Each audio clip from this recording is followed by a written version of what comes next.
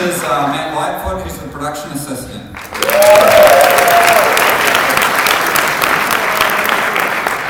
So we've got a lot we want to cover because we want to sort of pack as much in. The Q&A, which is going to be the bulk of this, is sort of really important to us.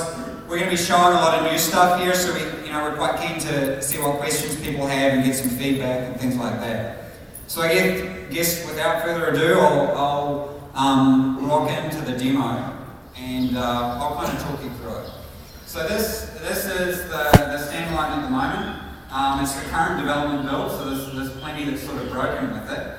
One thing that we've been doing, those who are familiar with Armour 3 will know that the team on Armour 3 did a lot of work with the controls. And what we did is we borrowed a couple of the developers from Armour 3 and assigned them to our project and asked them, what would you do if you could do anything with the game? So we've been looking at things like the tactical pace and things like that so that you can actually go around. You'll notice that the weapon is currently pointed not at someone. So one idea we're playing with, and we're not set on it yet, is that you actually have to hold down a key to aim. So we're currently developing two systems.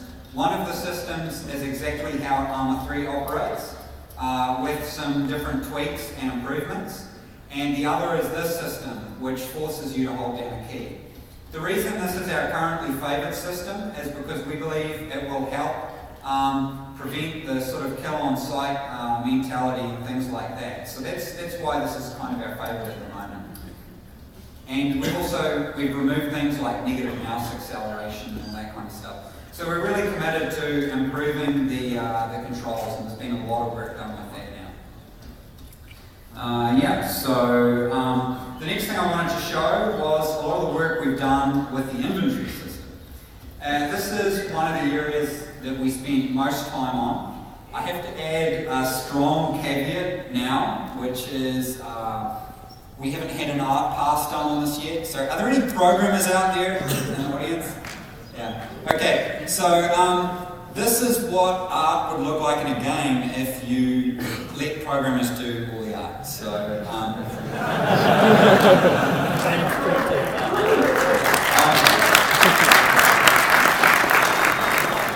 it's going to be a little bit hard to see. I'll try and talk you through this at the moment. So what you're seeing on the left side, the beautiful aqua blue box, that is what's on the ground. So actually it's probably more relevant if I come over to the back of the car here. So you can see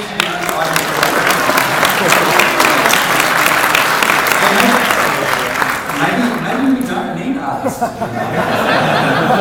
Save a few dollars. So Jurka is one of our programmers in the Czech Republic. Now, Jurka is a huge fan of online RPGs and stuff like that. He plays a lot of Lord of the Rings online. So he's been doing a massive amount of work on this.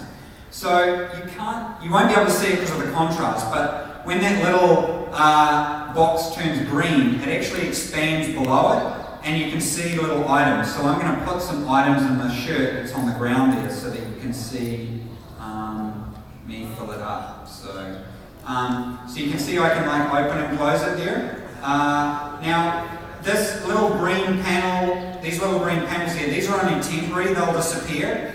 We actually want to have it so that you actually drag and drop off your character's avatar. But that's we haven't currently got that working. So at the moment, we've got those little boxes. So I can drag that off, and I can actually drag the shirt on, and then all my items are in here. And then I'm going to have a drink.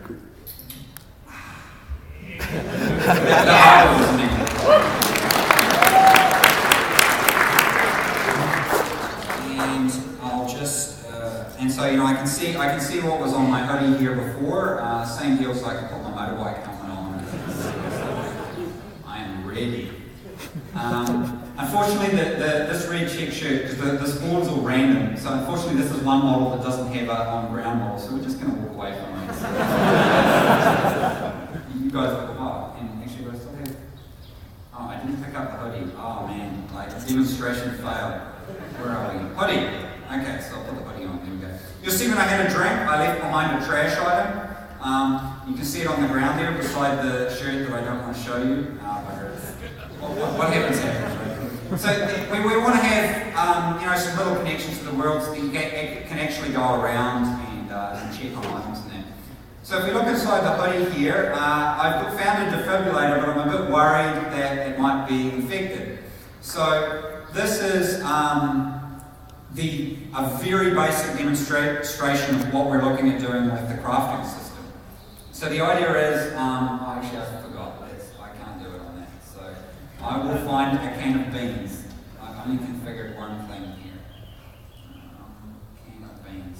Let's see if I can find a can of beans. One time you had one job, then one job. Okay, so we've got some beans there and some more disinfectant. I might be able to disinfect it. So let's say I want to disinfect that. I can actually drag over. You can see the things I can't interact with. If I can interact, it goes orange. We're actually going to make the 3D model color change, so this is all quite just, you know, work in progress. It brings up a context menu, and I can you know, I can craft it. So the idea for anyone who's played Space Station 13, we're going for that kind of level of crafting. So if I have a look around some of these buildings, hopefully I might find some more stuff. I'm going to take that off, and I'm going to put on a beige baseball cap, so, which is pretty cool. So let's go inside this building and see what we can find. Wow, I didn't die. That's like a miracle. Progress right there. So I'm looking around here. I'm just going to go in first person because that's how it should go. Right. Oh, look at that. There's a can of something.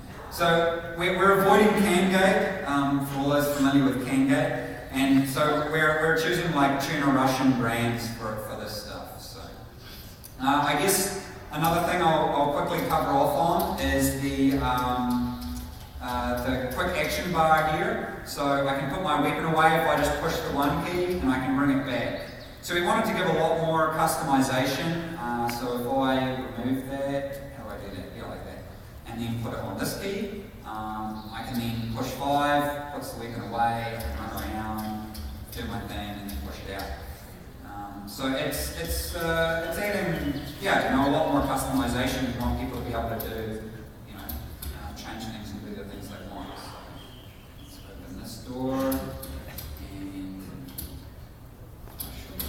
oh, a floating can. Look at that. I swear I didn't do this before. Yeah. So a lot of it is going to be exploring the environments, looking around, and trying to see if you can find stuff. And that's really a significant part of what we want to do. You know, have people actually scavenging for stuff.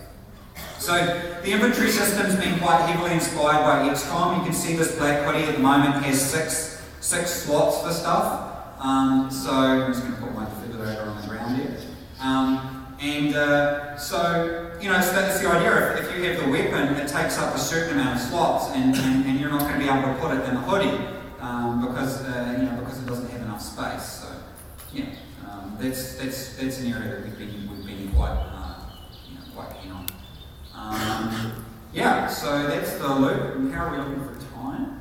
Got a lot to cover off on. That's good. So a lot of the interior work that we've done, there's a whole bunch of different areas. That's right, I should try and vault through here. So yeah, we've been putting in a lot of work trying to just make the controls feel a lot better. It's always fun for all involved. Yeah, and the idea of going through the buildings and scavenging is exactly what we want to do. We've got a lot of new areas in the map that we want people to be able to go through and explore and have a look around. I don't think this one's actually configured for Lego.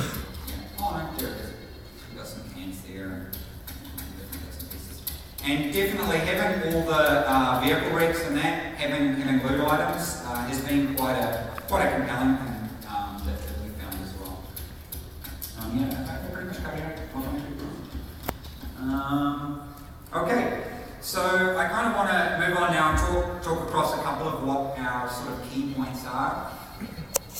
Yeah, maybe we can put the lights back on so you can kind of see. That's sort of what we're showing them. With the client server, so this is the delay. This is why we haven't had a chance for you to be able to play the game yet. And that is because For those who play the mod, they'll know that the hacking and the exploiting is a real significant problem for us. So we, in order to release the alpha, we want to finish this architecture that means that everything that's done on your client is just keystrokes, and then it's sent to the server, and then the server is the arbitrator of what you can do. And that work's being done by Andres Spaniel, our lead programmer. He's kind of, I guess, the father of the whole engine. And so he has been focusing on that. And what we're going to do is we're going to lock down for the next 2 months while I'm at Everest, and they're just going to focus on that stuff. And then in June, we're going to do a review of where we're at with the game, and then we're going to see if we can actually release the alpha then. That's the only thing we're waiting for. The crafting system, all that, it's more or less working, so it's really just the content push out from there.